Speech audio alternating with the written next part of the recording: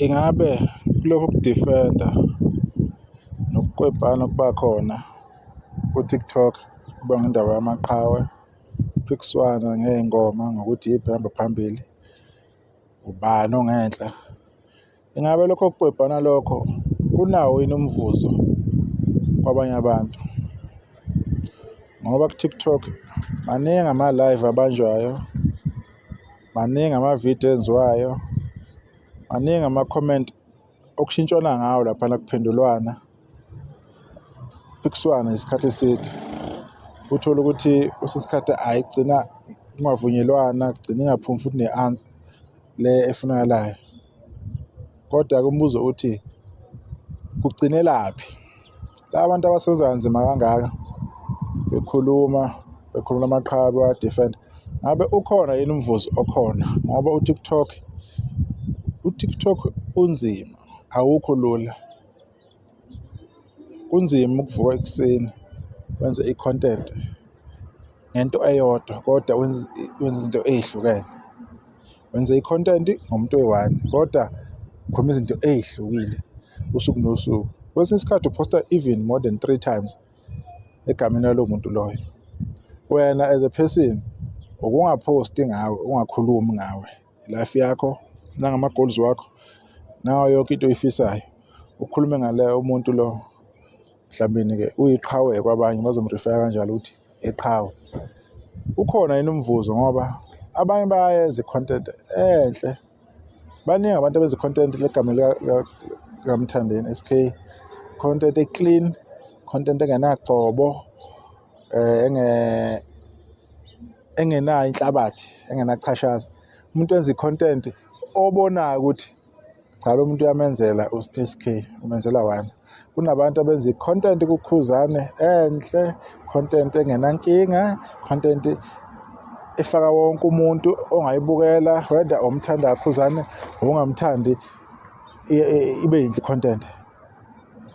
Bese kuba nabantu hhayi ukuthi baphathe nendawo, hhayi futhi ukuthi abanawo amaqhawe, mhlawumbe banawo, mhlawumbe abawalandeli ngendlela thina siwalandela ngayo, kodwa bazenzela i-content. Mayisuka nje ukuthi akaphoste ngokhuzane uyaphosta, mayiphostela ngomthandeni uyaphosta, makuthi menzi kuba umenzi, kuphele kanjalo. And bazenzela i-content yabo efaka wonke umuntu ngoba lapha ku-TikTok vele akumelanga ube limited kahle kahle, kodwa sigcina sizilimitha sekungathi manje umnyango uyi-one wokungena nowokuphuma. Kanti inhloso yama-app anjengo-TikTok kwakuvuleleka kwezinto ey'thize elifini. Bekubone nabantu abakude kunawe ukuthi there is someone like me who's talented about this thing, who can do this and that. Ngaleyo ndlela leyo beku-recognize, maybe ama-brand angagcina esondela kuwe ngendlela thize. Uyayibona lonto leyo, ngoba TikTok uyalishaya idatha, uyalidla idatha. Cabanga if awunayo i-Wi-Fi, awunayo into enjenge-router ekwazi ukuthi isebenze unlimited. Idatha eli-normal ali-survive laphayana ngoba yini? Iyadla i-TikTok. And into edla kakhulu lama-live akhona, because kuningi okukhulunywa kuma-live okuphilayo, kuningi okuphilisa abantu okukula ama-live, izinto nje. Ingabe ipolitiki, ingabe into zesonto, ingabe into semakhaya kule mndeni siphuma kuyo, ingabe ezemishado abantu besimame bebonisana ngobunzima ababutholayo uma behlangene nomamezala ngapha abakhwenyana babo nabo abenzi okuyikho. Mhlawumbe namadoda akhuluma ngama-challenges athize, kuyacathuliswana, kukhuliswa amadoda laphana, qiniswa amadoda ukukhakhaya ukuthi uma uyindoda ukuthi nokuthi ungavumi ukukuyisa empilweni, i-focus okumele uyenze ile nale nale. Maningi ama-content and abanye bakhona ama-content othando and ayagijima lawo because accommodate kakhulu abantu besimame. I-content yothando ikakhulukazi i-relate kubantu besimame kakhulu and bayayithanda abantu besimame leyo content leyo. Lowo muntu loyo obvious uzokhuphuka, but lowo muntu loyo yini ayitholayo, yini ayigenayo? If akunamuntu osondelayo uzothula because kubalulekile phela vele ukuthi sengikhulumile kanje, ngikhuluma everyday, ngikhuluma izinto ey'hlukile nge-topic eyodwa, ngiboneni phela. Kodwa-ke kumaskandi mina ngifuna ukwazi ukuthi kunabafethu obonayo ukuthi lo muntu is a permanent residence yaleli qhawe elithize, into yakhe iqondile, into yakhe ayigwedwile, kodwa i-recognition somehow angazi noma khona kusuke kushoda yini or isikhathi esuke singakafiki noma nje baningi abantu umshini thola ukuthi maningi kakhulu because phela baningi abantu abenza i-content ethize ecishe ifani mhlawumbe ngabaculi ngoba nje owenza i-content ngomthandeni bangaki vele abayenzayo baningi. Kodwa-ke kunabantu abayenza ibe special i-content yakhona ubone umuntu uyayishaya, so wathatha i-benefits alowo muntu loyo-ke ngoba uyabona usuke emphusha lo mculo emfudula ngempela azamtshathe nangamahlombe asukume naye. Akulala ukuvuka every day ukhulume ngomuntu oyi-one umfaka kubantu nokade engamazi nokade engamcabangi usoze uyamcabanga ukuthi mangangena kubani useyazi uzokwenzakalani. So ama-benefit pho yini kwabanye kube nzima ukuthi bawathole because even if lelo qhawe lelo or abantu abasebenza nalelo qhawe bekubona ukuthi lo muntu asikwazi mhlawumbe ukuthi singamenzela something, kodwa kungani bengamreface somewhere, bemtholela ama-brand bemzamela ukuthi sinabantu abangaki sibabona ku-TikTok, we've got these guys, maybe 10 ladies, 10 guys, bezama ukubamakathela something.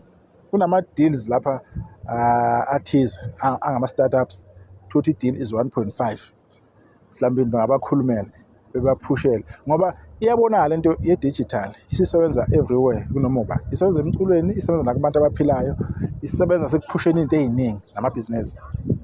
And abantu abasebenza imini nobusuku bebamba o-live, kunabantu ababamba o-live imini nobusuku. Ayikho i-team kamaskandi ebamba o-live njengama-Red Nation, ayikho i-team kamaskandi ebamba abo-live njenge-Red Nation. Laba bantu bayawubamba o-live and laba bantu bayakhuluma ngomthandeni SK. Laba bantu bayalenza iqiniso ku-SK. It's either SK or nothing else, hhayi enye into. Uyayibona loo nto leyo? Kwa-Blue Nation bayabanja o-live, babanjwa impela. Kwa-Blue Nation umuntu uyayibambela u-live eyedwa kwa-Blue Nation awushaya ukhiphe ngale, one man one woman u-live awubambe nje umuntu. I-invite i-guest after an hour, after 50 minutes ekhane invite i-guest ekhuluma umuntu waka-Blue Nation ubambe eyi-one engasizwa muntu the way aba-gifted ngakhona. So i-question yami-ke ileyo ukuthi-ke i-recognition ilekha kuphi, because these people are doing a wonderful and marvelous job. They are doing great things, they are saying nice things about abaculi. Abababoni ababonakali yini because phela u-TikTok utrenda manje ku-TikTok, hhayi indaba kusasa utrenda manje. Ayongitshela ukuthi umuntu in 365 days mhlawumbe ngumculi wenza amavidiyo 170, akunayo ividiyo yodwa ezofika kuzomculi iyafika na next year wenza the same thing. 3 years umuntu wenza into eyi-one but nothing. Noma abantu abenza le ndlela amaqhawe abafuna ngayo, iyona yiphi lo kumele benze ngayo kanti. Somehow something has to give. Abaculi kuyomele beyiconsidere lento. Bakhona abantu abafike bethanda abaculi abathize bagcina balaqaza phansi ngoba yini sebekuthole i-recognition somewhere else. Ungeke umsolo umuntu afike efavor umuntu thizeni mhlawumbe senibona ukuthi usejikile. Isisu enye into sizosebenzela imindeni yethu, sebenzela isiko, ukubeka isiko phezu kwetafula. Umuntu uma ekurecognize wena ukuthi une-talent, uza nento enhle efuna ukukusebenzisa kahle, angeke ukuthi hhayi mina ngeke ngikhona ukwenza kanjalo. Uzonqaba uthini? Because uzela mhlawumbe usurvive, khona uzobona olunye usuku olulandelayo. So ngiyathemba ukuthi wherever they are, ama-management, i-team abasebenza nayo, abantu ababheka umsebenzi wabo online ku-social media, izinto ey'njengalezi bekwazi ukuyi-pointa out, bezi-recognize. Uyabona, benza ama-recommendation ukuthi bani sesiphila isikhathi esikanje, sekunabantu ababambe umsebenzi ukuthi ungawe. ngoba nawe usadume kangaka, igama lakho hlale litrenda, kunabantu abakanje abakubambile umsebenzi wakho and kumele sibasondeze eduzane. Bebasondeze futhi, ungagcini kuphela le kude ngoba abantu badlala indima enkulu. Khona abantu abakhuluma ku-TikTok uzubone ukuthi usedlula ngisho umculo akazazi ukuthi uyilento le uyamchaza ngakhona, umbone ukuthi umculo uyamanga, awu yimi lo ngisho lo muntu engichaza ngakhona, ngathi impela ungazi in and out, uthando abanalo. So yilokho bengifuna ukuveza ukuthi ukubalwela kwethu ku-TikTok ngelinye ilanga kuyoyizala na impumelelo, i-recognition izoyithola na, just i-recognition.